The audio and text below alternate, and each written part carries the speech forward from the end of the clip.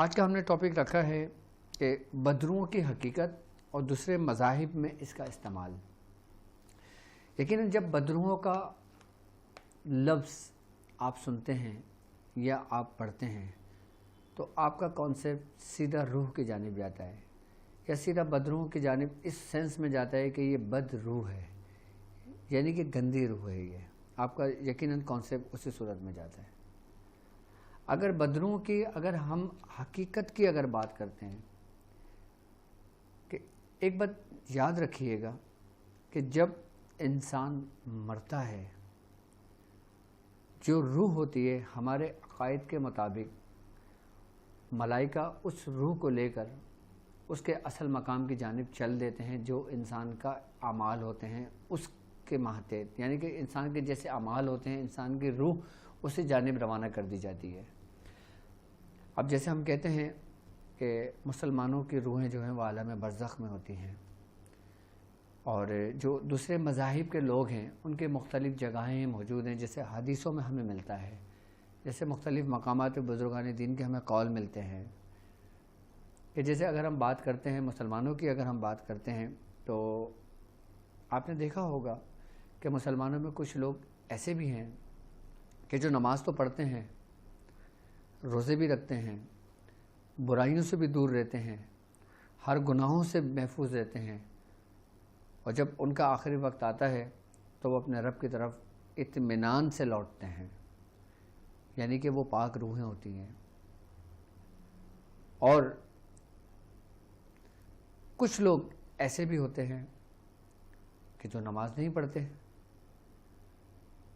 یا جب ان کو وقت ملتا ہے وہ نماز کی ادائیگی کر لیتے ہیں، کبھی بھول جاتے ہیں، کبھی پڑھ لیتے ہیں، کبھی دنیاوی مقاصد میں لگ جاتے ہیں، کبھی روزہ رکھ لیتے ہیں، کبھی نہیں رکھ لے، کبھی ترک کر لیتے ہیں، کبھی گناہوں میں مبتلا ہو جاتے ہیں، کبھی گناہوں سے ہٹ جاتے ہیں۔ ایک بات یاد رکھیے گا کہ آپ کا جو حساب کتاب ہونا ہے وہ اس کا سارا دار و مدار آپ جو زندگی گزارتے ہو اس کے مطابق فیصلے کیے جاتے ہیں۔ آپ نے بہترین اور احسن طریقے سے زندگی گزاری ہو تو آپ کے فیصلے اسی مطابق ہوں گے، اگر آپ نے گناہوں اور دوسرے معاملات میں زندگی گزاری ہو آپ کے ساتھ ویسے ہی معاملات ہوتے ہیں۔ یعنی کہ اگر لوگ کہتے ہیں کہ بدروہیں، ہم اسے کہتے ہیں جو بد کام کر کے دنیا سے مرتے ہیں اور بدروہیں بھٹک جاتی ہیں، لیکن ایک بات یاد رکھیے گا کہ روح چاہے کافر کی ہو چاہے مسلمان کی ہو، کسی کی بھی روح ہو، وہ بھٹکتی نہیں ہے، وہ اپنے اصل مقام کی جانب پہنچ جاتی ہے، اس کو لوٹا دیا جاتا ہے۔ اگر مسلمان کی روح کسی پاک کی روح ہے تو وہ اس کو مقام علیین میں پہنچا دیا جاتا ہے، اور جو دوسرے مذاہب کی روحیں ہوتی ہیں، کفار کی روحیں ہوتی ہیں، مشرکین کی روحیں ہوتی ہیں، منافقین کی روحیں ہوتی ہیں، پھر ان کو سجین کے مقام میں جو زمین کی 7ویں زمین کی تہہ میں موجود ہیں وہاں پہ ان کو قید کر دیا جاتا ہے۔ یعنی کہ روح آزاد نہیں ہوتی، روح قید ہوتی ہے، چاہے کافر کی ہو چاہے مسلمان کی ہو، کسی بھی مذاہب کی روح ہو وہ قید ہو جاتی ہے۔ کچھ حدیثوں میں ملتا ہے کہ بابل کے کوئی کنواں ہیں وہاں پہ کفاروں کی روحیں قید کر دی جاتی ہیں، زمین کے نچلے طبقے میں روحوں کو قید کر دیا جاتا ہے۔ اب جب روحوں کو قید کر دیا گیا تو پھر ہم کیوں کہتے ہیں کہ کسی بدرو نے ہمیں تنگ و پریشان کیا ہوا ہے یا ہمارے گھر کو تباہ و برباد کر دیا ہے؟ ہم کیوں کہتے ہیں پھر؟ دراصل وہ بدرو نہیں بلکہ وہی انسان کے ہمذات ہوتے ہیں جو بھٹک جاتے ہیں، جو آزاد ہوتے ہیں، جو لوگوں کو نقصان و پریشان کرتے ہیں۔ وہ بدرو ہے نہیں، وہ سمجھ لیں کہ ہمزاد ہوتے ہیں، یعنی کہ ہمزاد بھی شیاطین کی اقسام ہے، جیسے کہ ہمزاد کے بارے میں تفصیلی میں نے اپنی ویڈیوز کے اندر میں بتا چکا ہوں آپ لوگوں کو۔ اب جیسے کچھ عرصے پہلے میری نظر سے میری ایک مرید ہے، میری ایک پیشنٹ ہے، یو کے سے ان کا تعلق ہے، تو انہوں نے مجھے ایک چھوٹا کلپس بھیجا ویڈیو کا، ان کا ڈاکٹر صاحب آپ بھی دیکھیں، اور اس میں باقاعدہ طور پہ یہ دکھایا گیا کہ وہ کہتی ہیں کہ یہ بالکل ریئل ہے اور یہاں پہ بہت وائرل ہوئی ہے یہ، کہ کسی خاتون کا کوئی ایکسیڈنٹ ہوا، وہ مری، اور باقاعدہ طور پہ کیمرے کے نے اس کو فوکس کیا، اس کو کیپچر کیا کہ مرنے کے بعد ایک حیولہ سا اس کے اوپر کھڑا ہوا ہے، اور وہ کچھ سیکنڈ کھڑا رہا اور اس کے بعد وہ وہاں سے غائب ہو گیا، جبکہ وہ عورت مر چکی تھی، کہ کہ جیسے ایک ریفلیکشن ہوتا ہے، ایک سایہ ہوتا ہے، ایک عکس ہوتا ہے. تو وہ مجھ سے پوچھ رہی تھی کہ کیا یہ بدرو ہے؟ یہ آپ اس کے اوپر کوئی پروگرام کریں، آپ ہمیں بتائیں، ہمیں سمجھائیں. تو ان کے کہنے پہ میں نے یہ ٹاپک رکھا تھا. یہ بدرو نہیں، روحیں تو اپنی اصل جانب پہنچ گئی ہیں جو ان کا مقام تھا. یہ اسی عورت کا یا اسی مرد کا، وہ اس کا ہمزاد تھا. یعنی کہ وہ شیطانی قوت ہے. اب ہمارے اندر دو قسم کی قوتیں موجود ہیں. ایک وہ قوت جو پازیٹیو ہے، یعنی کہ جس کو مثبت کہتے ہیں. ایک وہ قوت جو نگیٹو ہے، جس کو ہم منفی کہتے ہیں. یہ دونوں قوتیں انسان کے پاس ہیں. یعنی کہ ایک ہمزاد کی قوت اور ایک روح کی قوت. یعنی روح کی قوت وہ جو ہمیں روحانیت کے راستے پر لے جاتی ہے. ہمزاد کی قوت وہ جو ہمیں شیطانیت پر لے جاتی ہے، شیطانیت کے راستے پر لے جاتی ہے. اب جتنے جادوگر ہوتے ہیں، جتنے مختلف مذاہب، اچھا ہر مذاہب میں اچھے برے لوگ موجود ہیں. میں یہ نہیں کہتا کہ سارے لوگ برے ہیں، میں یہ نہیں کہتا کہ سارے لوگ اچھے ہیں. ہر مذہب، دنیا کے جتنے بھی مذہب ہیں، سب میں اچھے اور برے لوگ موجود ہیں. اچھا، اب وہ لوگ جو ہمزاد سے کام لیتے ہیں، وہ پھر گمراہی کے راستے پر نکل جاتے ہیں. اور وہ لوگ جو اپنی روحانیت سے کام لیتے ہیں، وہ اچھی جگہ پہ نکل جاتے ہیں. یعنی کہ وہ سیدھے راستے پر ہوتے ہیں. لیکن ایک بات یاد رکھیے گا، سیدھے راستے پر ہونے کے لیے آپ کے اندر ایک نور کا ہونا بہت ضروری ہے. وہ نور کیا ہے؟ وہ نور ہے لا الہ الا اللہ محمد رسول اللہ. اس کا ہونا ضروری ہے. اگر آپ کے اندر یہ نہ ہوا، اور آپ کتنے ہی اچھے کیوں نہ ہوئے، آپ نے کتنی ہی اچھی زندگی بسر کیوں نہ کی ہو، آپ نے کتنے ہی اچھے معاملات لوگوں کے ساتھ کیوں نہ کیے ہوں، اس کا سب اجر آپ کو دنیا میں ہی دے دیا جائے گا. آخرت میں آپ کا کوئی حصہ نہیں ہوگا. کیونکہ مرنے کے بعد ہی اصل زندگی اور اصل دنیا شروع ہوتی ہے. یعنی روحانیت وہ جو بزرگان دین کے طریقے کار رہا ہے. اچھا، اس قوتوں کا تعلق دنیا کے ہر مذاہب میں موجود ہے، ہر مذہب میں موجود ہے، ہر اس میں موجود ہے. اب آپ یہ دیکھتے ہوں گے کہ اگر اب سپوز کہ اب ہم ایک ہمارے دل میں ایک سوال پیدا ہوتا ہے کہ چلے ہم ایک چیز کو مان لیتے ہیں کہ ایک کافر ہے، اس کا تعلق تو چلو کوئی دین سے ہے ہی نہیں، اس نے تو ایکسیپٹ ہی نہیں کیا، ٹھیک ہے. لیکن آپ، یہ میں لوگوں کے سوال بتا رہا ہوں آپ کو، کہ آپ ہمیں یہ بتائیں کہ ایک ایسا شخص جو مسلمان ہو، جو کلمہ بھی پڑھتا ہو، آئی بس سمجھ میں، اور مسلمان گھرانے میں ہو، لیکن اس کے اعمال ایسے ہوں کہ وہ ہمزاد سے کام لیتا ہو، یعنی کہ ان شیاطینی قوتوں سے کام لیتا ہو، اس کے بارے میں آپ کیا رائے دیتے ہیں؟ ایک بات یاد رکھیے گا کہ ایسے لوگ اکثر و بیشتر ہر جگہ موجود ہیں جو اپنے وقتی فائدے کے لیے اپنے ایمان کو خطرے میں ڈالتے ہیں، اپنے ایمان کو خطرے میں ڈالتے ہیں. اگر کوئی شخص ہمزاد کا کوئی عمل کرتا ہے اور عمل کرنے کے بعد اس کو جگاتا ہے اور جگانے کے بعد اس سے وہ کام لیتا ہے، چاہے وہ جتنے ہی اچھے راستے پر کیوں نہ ہو، چاہے وہ کتنا ہی ایماندار، نیک، متقی، پرہیزگار کیوں نہ ہو، ایک بات یاد رکھیے گا کہ وہ اس کو گمراہ کر کے ہی چھوڑتا ہے. جبھی بزرگان دین فرماتے ہیں، اولیاء کرام فرماتے ہیں کہ آپ وہ کام کریں جو آپ کے حق میں بہتر ہو. اب لوگ بولتے ہیں نا کہ یار ہمیں ہمزاد جگانے کا کوئی آسان سا عمل بتا دیں کہ ہمزاد کو ہم کیسے جگائیں. لوگ ہمزاد کو جگانا آسان سمجھتے ہیں، جبکہ اگر ہمزاد کے جگانے کی بات کی جائے تو ہمزاد، اگر آپ نے ذرا سی بھی لچک کھائی، آپ سے ذرا سی بھی غلطی ہوئی، تو یہی ہمزاد آپ کو مار بھی سکتا ہے، آپ کی پوری نسل کو تباہ و برباد بھی کر سکتا ہے، اور آپ کو اپنے جیسا شیطان ہی بنا لیتا ہے. اگر کسی مسلمان شخص نے اگر ہمارے ساتھ اس روحانی سفر میں ہزاروں کی تعداد میں لوگ موجود ہیں کہ انہوں نے کبھی اپنی زندگی میں کوئی حمزات کا عمل پڑھ لیا ہو، کر لیا ہو، میں چاہتا ہوں کہ وہ تائب ہو جائیں، وہ توبہ کر لیں. اللہ تبارک تعالیٰ بہترین توبہ کو قبول کرنے والا ہے. کیوں؟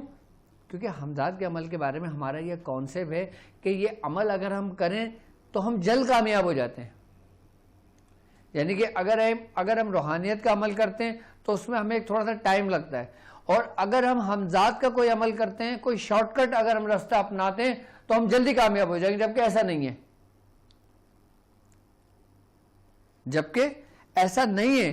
یہ وقتی طور پر شیطان آپ کا معاون و مددگار ہو جاتا ہے اور آپ سمجھتے ہو کہ آپ حمزات سے کام لے رہے ہو، جبکہ وہ حمزات نہیں ہوتا، وہ شیاطین ہی ہوتے ہیں جو آپ کی مدد کر رہے ہوتے ہیں. یعنی کہ آپ کو آہستہ آہستہ آہستہ اپنی طرف مانوس کر رہے ہوتے ہیں، اپنی طرف کھینچ رہے ہوتے ہیں، اور آپ یہ سمجھ رہے ہوتے ہو کہ آپ سیدھے راستے پر ہو،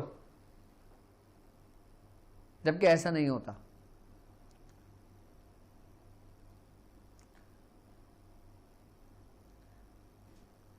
آئی نا بات سمجھ میں؟ تو حمزات کے جو معاملات ہوتے ہیں نا، اب مثال میں آپ کو بتاتا ہوں کہ کچھ جو لوگ حمزات کا عمل کرتے ہیں، آہستہ آہستہ آہستہ آہستہ ان کے ساتھ ایسے معاملات ہونے لگتے ہیں کہ جب وہ لوگوں کے کام کرنے لگتا ہے نا، تو لوگوں کے جب کام ہونے لگتے ہیں تو لوگوں میں اس کا چرچا ہونے لگتا ہے، لوگوں میں اس کی واہ واہ ہونے لگتی ہے، تو اس کے اندر آٹومیٹکلی غرور اور تکبر پیدا ہونے لگتا ہے. جب اس کے اندر غرور اور تکبر پیدا ہونے لگتا ہے تو یعنی کہ پھر وہ آہستہ آہستہ آہستہ ایسی گمراہی کے راستے پہ چل پڑتا ہے، اس کو خود کو خبر نہیں ہوتی، اس کو خود کو خبر نہیں ہوتی، اور وہ گمراہی کے راستے پہ نکل چکا ہوتا ہے. کیونکہ ایک بات یاد رکھیے گا، شیطان آپ کو گمراہ کرتا ہے. وہ کیسے کرے گا؟ آپ جو اعمال کرتے ہیں نا، وہ اسی کے اندر آپ سے ایسے کام کرواتا ہے کہ آپ ایک وقت میں آ کے غیر شرعی بھی کام کر لیتے ہیں. یہ تو حمزات کے عمل کے متعلق میں آپ کو سمجھا رہا ہوں. اچھا، اب میں حمزات کی آپ کو قوت بتا دیتا ہوں کہ حمزات کی قوت کیا ہے. لیکن ایک بات یاد رکھیے گا کہ حمزات کی قوت وہ شیطانی قوت ہے. ایک تو وہ جو اس کی فطرت ہی بد کام کرنا ہے، برائی کا کام کرنا ہے، گمراہی پہ لے کر آنا ہے. اس کا مقصد وہ تو پیدا ہی اسی لیے ہوا ہے کہ وہ کبھی بھی آپ کو سیدھے راستے پر لے کر نہیں چلے گا. کون؟ آپ کا حمزات. اچھا، حمزات آپ کو کبھی بھی نیکی کی دعوت نہیں دے گا. آئی بات سمجھ میں؟ اب جب لوگ، ایک تو یہ ہو گئے کہ حمزات کی اپنی قوت، اور ایک ہوتے ہیں آپ کے اپنے اعمال. اچھا، آپ کا حمزات اتنا طاقتور ہوگا کہ جتنا آپ کے اعمال ہوں گے. یعنی کہ آپ جتنا گمراہی میں مبتلا ہوں گے، آپ جتنا گناہوں میں مبتلا ہوں گے، آپ جتنا بدی کے کام کریں گے، آپ جتنا برائیوں کے کام کریں گے، آپ جتنا ظلم کریں گے، آپ کا جو حمزات ہوگا وہ اتنا ہی طاقتور ہوگا. جیسے کالے جادو کرنے والے ہو گئے، جیسے سفلی علم کرنے والے ہو گئے، جیسے یہ جادو کرنے والے ہو گئے. ان کا ایمان کیوں نکل جاتا ہے؟ صرف اسی وجہ سے ان کا ایمان ان کے جسموں سے نکل جاتا ہے، ان کے قلب سے نکل جاتا ہے، ان کے روح سے نکل جاتا ہے کہ وہ خود ایک شیطان بن جاتے ہیں.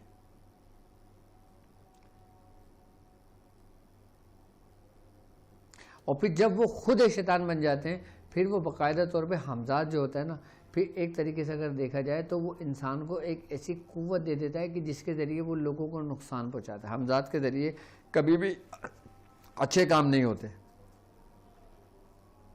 وہ ہمیشہ برائی کی دعوت دیتا ہے اور برے ہی کام کرتا ہے، اور ایک وقت ایسا آتا ہے کہ وہ اس کو مار دیتا ہے.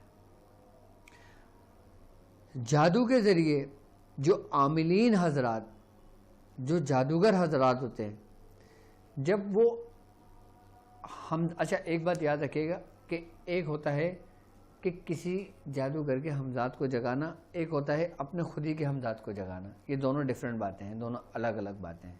اچھا، اب جو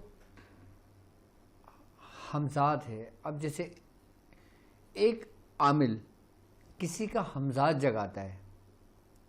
کسی جادوگر جب کوئی مر جاتا ہے تو اس کا ہمزاد جگاتا ہے, یا کوئی عورت جو جادوگرنی ہوتی ہے وہ مر جاتی ہے, اس کا ہمزاد جگاتا ہے, یا پھر کوئی ایسے معصوم بچے ہوں جو کسی بیماری کی صورت میں مر جاتے ہیں, یا کوئی کسی جادو کے زور کی وجہ سے ان کی موت واقع ہو جاتی ہے, تو پھر وہ ان کے ہمزاد کو جگاتا ہے. ایک ہوتا ہے کہ کسی کے ہمزاد کو جگانا, اور ایک ہوتا ہے کہ خود کے ہمزاد کو جگانا.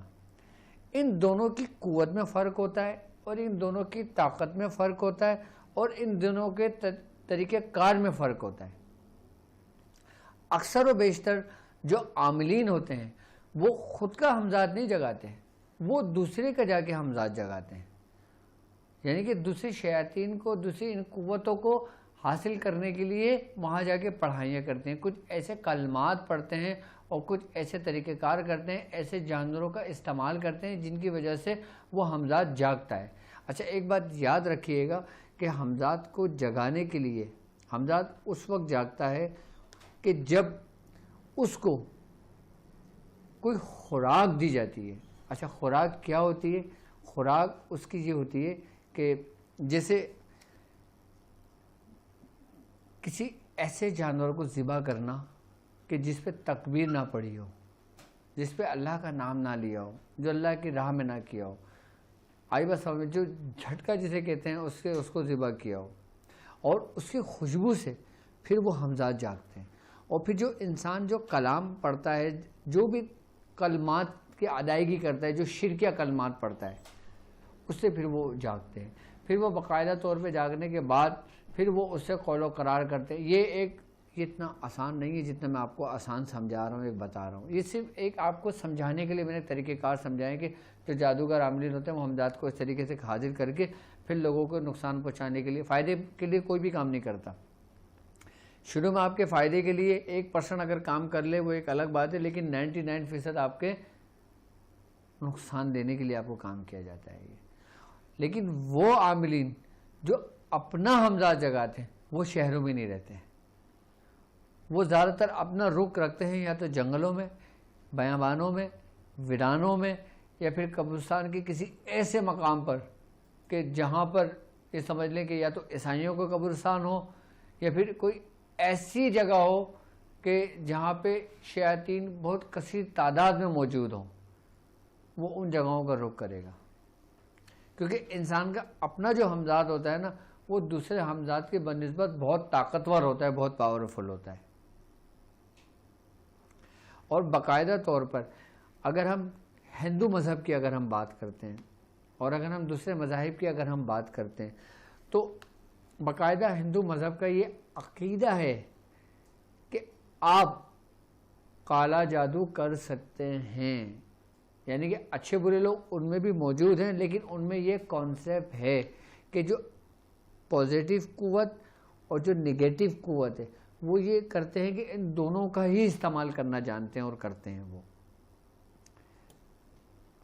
اچھا, ہندو مذہب کے بھی اندر سب سے زیادہ جن پہ زور دیا گیا ہے, سب سے زیادہ جن کو فوکس دی گئی ہے, سب سے پہلے وہ بھی جو مرنے کے بعد جب ان کی چتاؤں کو جلا دیا جاتا ہے, جب ان کے ہمزاد جو ہوتے ہیں نا ابتدائی دور میں, سب سے پہلے ان کو جگانے کے وہ طریقہ کار کرتے ہیں, ان کی تربیت لیتے ہیں, اپنے جو ان کے جو گرو ہوتے ہیں اپنے چیلوں کی تربیت اسی صورت میں کرتے ہیں کہ سب سے پہلے ان کو منتر دے کے اسی جگہ پہ بٹھا کے ان کو ایک دائرہ حصار میں رکھ کے پھر ان کو منتر بتایا جاتا ہے کہ تم اس منتر سے اس شیطان کو اپنے قابو کرنے کی کوشش کرو.